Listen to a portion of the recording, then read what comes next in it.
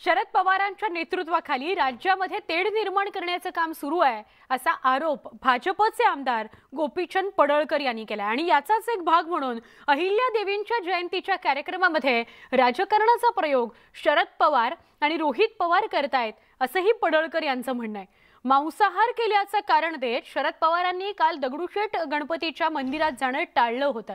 त्यावरून गोपीचंद पडळकरांनी पवारांवर निशाणा साधला। गोपीचंद पडळकर यांनी राष्ट्रवादी काँग्रेसचे सर्वेसर्वा शरद पवार यांच्यावर हल्लाबोल केलेला आहे। राज्यात तेढ निर्माण करण्याचा प्रयत्न शरद पवार आणि रोहित पवार यांचा सुरू आहे असं पडळकर यांनी म्हटलेलं आहे। गोपीचंद पडळकर यांनी गंभीर असे आरोप शरद पवार यांच्यावर केले आहेत।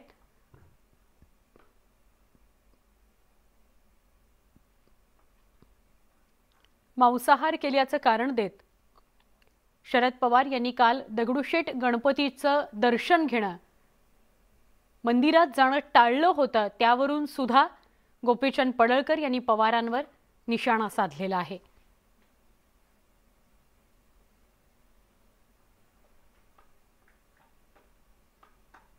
शरद पवारांच्याच नेतृत्वात राज्यात तेढ निर्माण करण्याचा प्रयत्न सुरू आहे असं पडळकर म्हणतायत।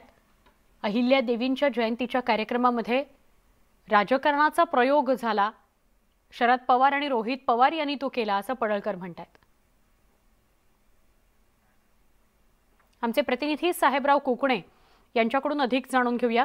साहेबराव, पडळकरांनी जो आरोप केलाय त्यामध्ये दोन मुद्दे आहेत, एक अहिल्या देवी यांच्या कार्यक्रमाचा मुद्दा आणि दुसरीकडे मंदिरात जाणं टाळण्याचा मुद्दा, काय सांगाल?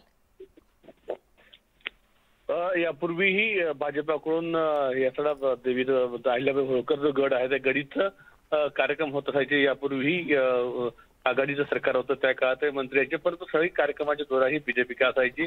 मधल्या काळामध्ये एक 5 वर्ष राम शिंदे यांनी केली होती। अण्णा डांगे यांनी बीजेपीच्या काळामध्ये असताना मोठा विस्तार त्या गडाचा केला होता, तेव्हापासून ते आजतागायत ते कार्यक्रम बघताय। मधल्या काळात राम शिंदे यांनी भेटलं होतं, पण यावर्षी रोहित पवार इथले स्थानिक आमदार असल्यामुळे त्यांनी हा कार्यक्रम घेतलेला आहे।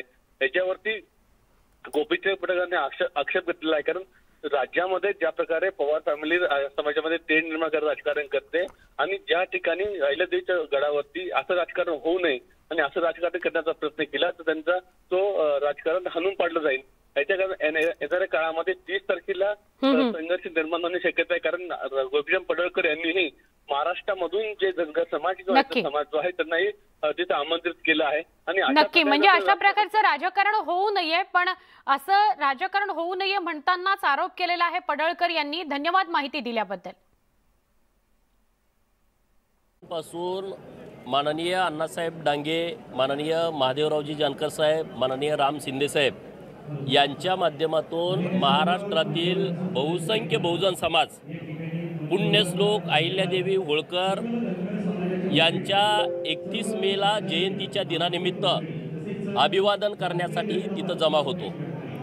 परंतु या महाराष्ट्रामध्ये माननीय पवारांच्या नेतृत्वाखाली गेल्या काही दिवसापासून वेगवेगळ्या तेढ निर्माण करण्याचा प्रयत्न चालू आहे आणि त्याचाच भाग म्हणून अहिल्यादेवींच्या जयंतीच्या कार्यक्रमामध्ये राजकारण करण्याचा प्रयत्न भावी पंतप्रधान आणि त्यांचा नातू भावी महाराष्ट्राचा मुख्यमंत्री हे करण्याचा प्रयत्न करतायत। परंतु महाराष्ट्रातली जनता सुज्ञ आहे, महाराष्ट्रातल्या लोकांना ह्यांची विचारसरणी माहीत आहे, त्यांचं वागणं माहीत आहे। अहिल्यादेवींचं जे पुण्यकर्म या हिंदुस्थानामध्ये आहे आणि त्याच्याबरोबर उलटं काम या आजोबांनी नातवाचं आहे।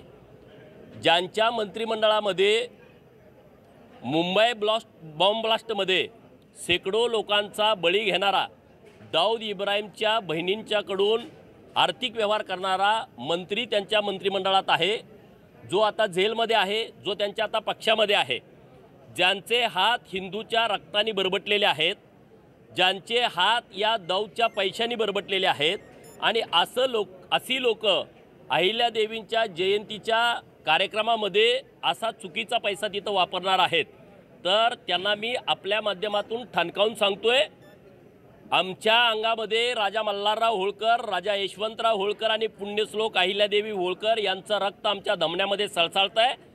तुम्ही त्या भानगडीत पडू नका, तोंडावरती पडाल आणि 31 तारखेला तुम्ही जो डाव तिथं टाकताय तो डाव 100% या महाराष्ट्रातील बहुसंख्य बहुजन समाज 18 पगड जातीतील 12 बलुतेदार हिंदूंची पोरं उचलून लावतील। तुम्ही तिथे जाणार का? दुपारच्या बातम्यांमध्ये एक छोटासा ब्रेक घेऊया, लगेच भेटू अजून काही बातम्यांसह। पहा फक्त न्यूज 18 लोकमत।